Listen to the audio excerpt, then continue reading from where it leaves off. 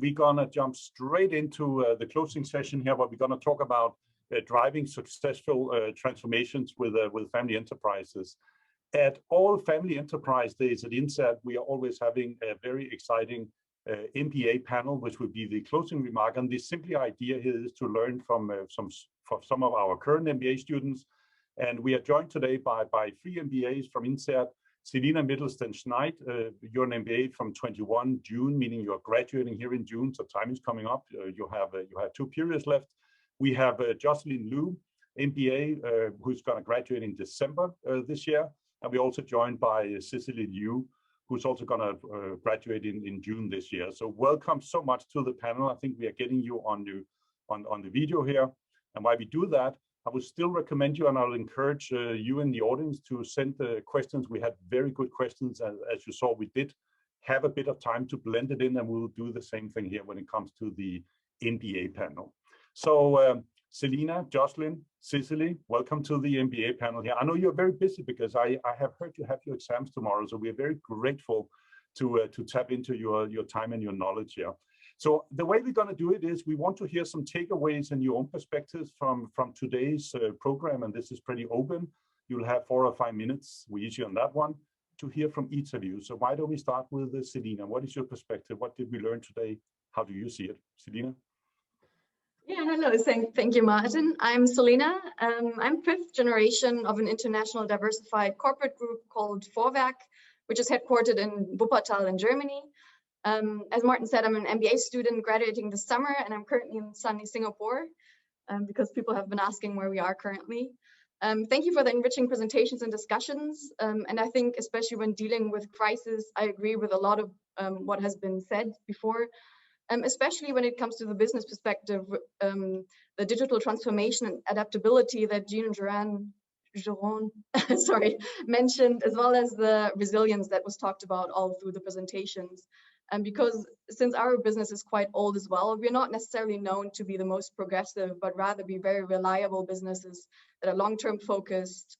However, we've been very amazed at how action-oriented our company has been in this crisis, and the big variety of creative ideas of adjusting to the situations people have come up with, be it online or the communication channels, or different ways to still socialize, even though everything is happening in home office. And the information flow in general, especially from the management team, who have been great examples with changing up their reporting structures to the whole company with regular online events. And many employees have actually felt even more connected now with the business as they have before because they're more involved or more informed with everything, which seemed very impossible before the pandemic, where home office was something very rare and very not accepted yet. And I really believe that all these changes will influence the future of the business even after the pandemic, because the business learned so much of what is possible and what its strengths are in these crisis situations and how durable it actually is. So in general, we have become a lot more agile and adaptable. And it showed how the crisis can be a great opportunity to reinvent and restructure things happening within the business. However, I think I have to say that I would not necessarily agree with what was said in the panel just before us about families coming together, which might be a bit special for our situation because we currently have a completely external management board. So no family members are operationally active in the business, but we have representatives in the supervisory board. And I think for us, it's been more of a standstill because even though the business meetings are still happening, they're happening online and very regularly, maybe even more regularly than before, but we cannot meet in person. So it's harder to align on visions and goals and to actually emotionally connect and exchange on what we want for the company in the future. So I wouldn't necessarily say that we've drifted apart, but I wouldn't say that we have come closer together in this situation. Fantastic. And what were some of your key takeaways? Were there any things today that kind of struck your mind?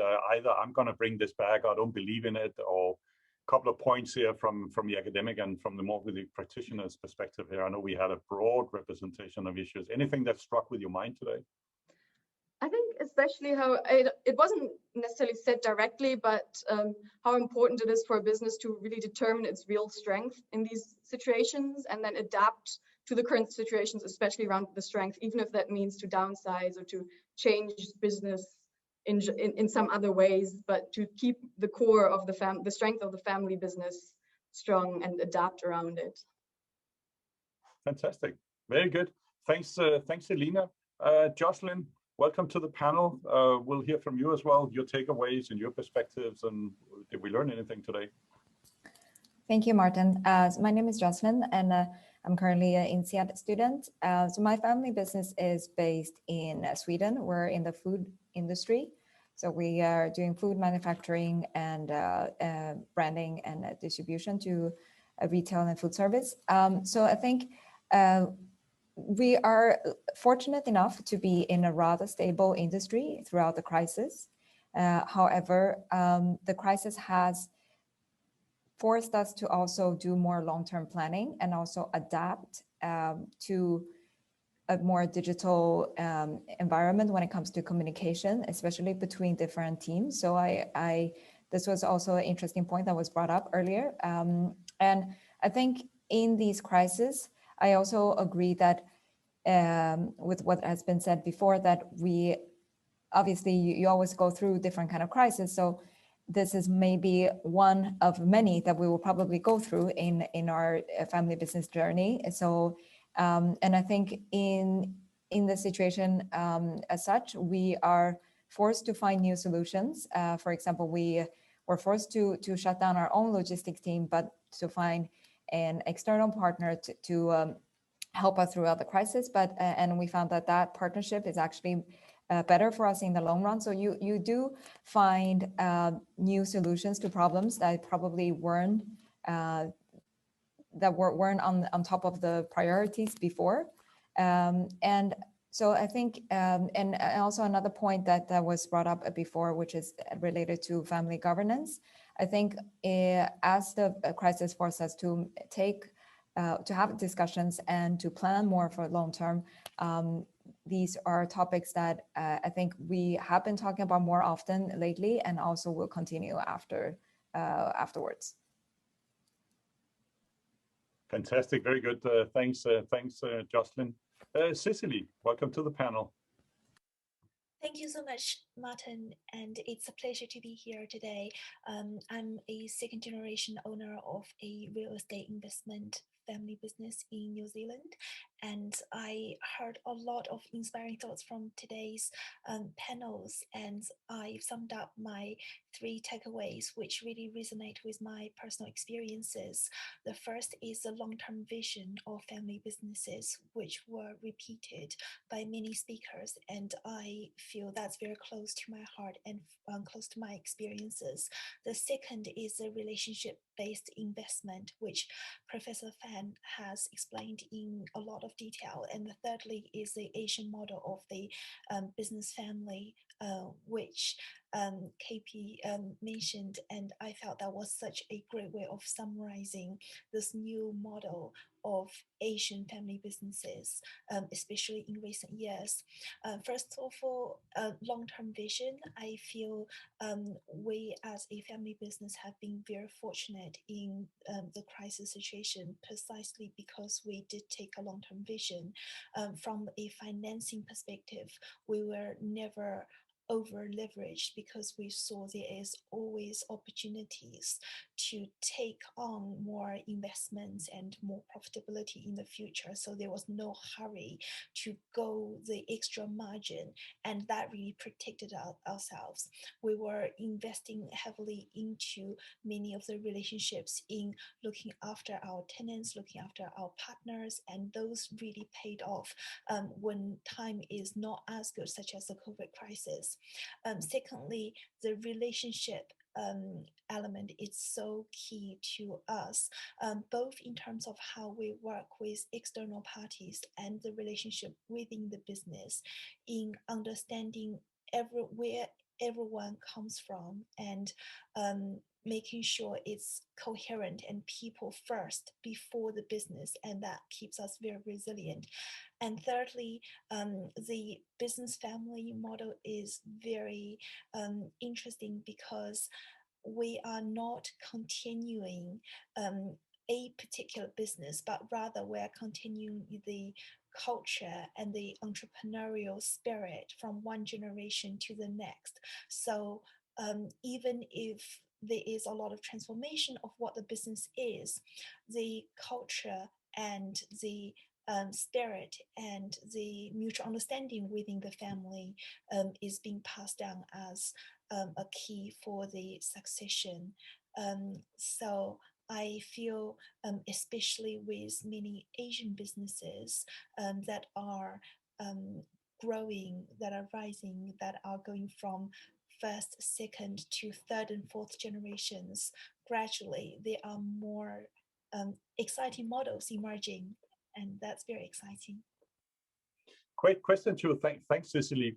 To all of you going through this pandemic, and you're occurring at school, and you're also looking ahead with your career coming up in either half a year's time or a year from now, have any perspectives in terms of family business, business family, being a business family member next gen, either working in the firm or not working in the firm, but going through this pandemic and going through INSEAD and coming out safely on the other side? Has any perspectives changed in your mind in the last 6 to 12 months? I really like what KP said about the professional owner perspective, because before coming to INSEAD, I saw it as either or, but now I can see a way of being involved in the decision-making and sustainability of the family business while pursuing other interests, which is very liberating. And we do talk about that a lot in the INSEAD classroom, so I find that very encouraging. Yeah. Selina, anything has changed in that aspect in terms of your perspective? I know we are throwing a lot of you at INSEAD, and you are surrounded by fantastic peers, and you're bringing in yourself as part of the learning experience. But has anything changed or been adjusted? I think especially emotionally, I'm much more connected and appreciated even more now after the crisis. I am very open to at some point potentially go into, but right now, like especially through INSEAD, and because I see how many options there are out there, I want to explore myself first. But I think especially emotionally and potentially, therefore also at some point operationally, I feel even closer to the business now than I did before. Yeah, and you would get a bit of leeway to explore what's on the other side, and then you may come back. Exactly. Very good. Jocelyn, any change of priorities? I mean, are you going to go faster? Are we going to go slower to the side? Anything has changed in your mind? So I think the word to summarize my experience is inspiration, especially hearing about other family businesses stories. I very much appreciated listening to Caroline's, your own, also Selina, Cecily's. So I think it provides the perspective that family business can be a very professional company that I'm trying to envision for my own family business, and also that it can take different shapes and forms. It can be a very diversified business. It can also be a very specialized. It can set up different legal entities, a family office, foundation, etc. So I think just opening up the possibilities and feeling very inspired by this opportunities. Fantastic. Very good. That's a question that's really going to nail it here from the audience here. As next generation, how do you convince the first generation founder or the first generation that he or she should step down because he or she may not be up to it, very much involved in the day-to-day operation, decision making? What advice would you give to the first, could be second generation founders of firms and operating leaders? How do you get them to step down or step aside?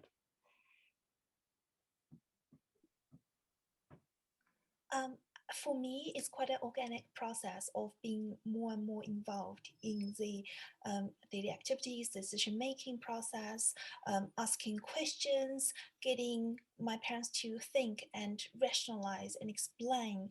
And in that process, they will see me as more and more capable, and that's a mutual discovery process. But at the same time, I also feel that process has allowed me to further appreciate how much wealth of knowledge and expertise they have to share, and I'm learning a lot. So I hope that they will always have a role and continuing involvement for as long as they can. Yeah. So when they see that you start to step up and getting involved and show interest, that might also be a way to get the first generation or whatever generation to maybe step aside. And you know what? Any perspectives, Selina, on next generation and kind of that renewal, which is a theme of today? No, that's true. But I think for us, we kind of have the opposite problem because we don't currently have a family member in the management board. So for us as a generation, it's more the question of how do we even get into the business, or how do we open the door again for a family member to enter the business. And I think everyone is getting involved as much as they want or as they can in other ways, just to show that we are interested. And then we'll see how it's going to develop once any one of us is actually ready to potentially enter the business. Yeah, kind of a notion on that. Jeroen touched on the topic of actually getting family to buy shares, or getting a little more involved, not to work in the business as such, but at least to get the family behind us. Are quite interesting. Jocelyn, any views on that? Renewal, getting the first gen to at least step aside. It doesn't have to be your own firm, but any perspectives on that? Just to add on to what Cecily said, I also agree that it's an organic process. In my experience, I've worked within my family business for the past 3 years, and I think the most natural way is to get more and more involved, but also to develop new capabilities within the family business. It's almost like setting up a new business unit, marketing team, or going for a new market. And that kind of allows more autonomy in that area, and also to develop the team and develop the parents as a team. And do you think the pandemic has kind of, or is accelerating that need for the next gen succession of leadership, whether that's going to be into a current professional management, like in your case, Selena, or getting the family to step up, step aside? Is it accelerating, or is it just a natural consequence of any crisis back in 2008 and way back in history? We learned from Jeroen. I mean, his firm, 15 generations, must have seen a lot over the years.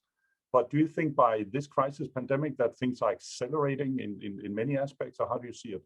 Or is it just we have seen it before? I think this crisis is a bit different because the digitalization is such a big part of it, and a lot of offline work and just different forms of communicating, which are changing a lot within the businesses.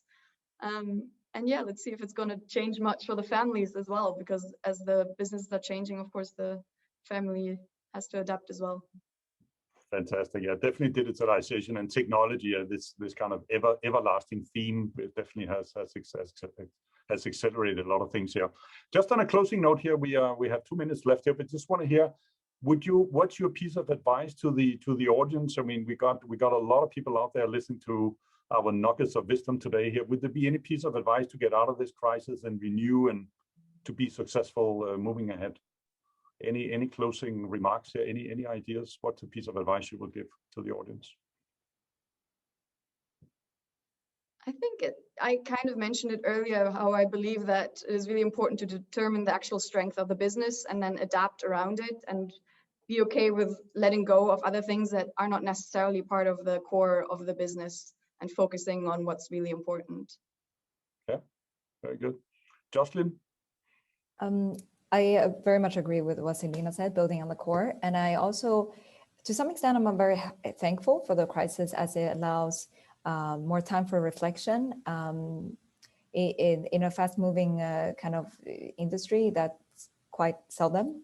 And so I think to reflect about strength, but also think about where you can in the future differentiate yourself from others. I think that's an important piece.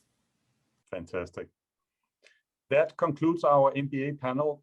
We are so grateful. We're going to wrap up, but we're very grateful for your time, Selena, Jocelyn, and Cecily. We wish you all the best of head. Enjoy the lasting month of INSEAD. It is a very nice experience, I know, and life is waiting on the other side. But wish you best luck ahead. We'll definitely see you around.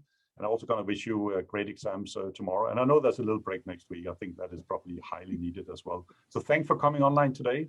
Good luck ahead, and we'll see you hopefully also on campus very soon. Thanks a lot. Thank you very much. With that,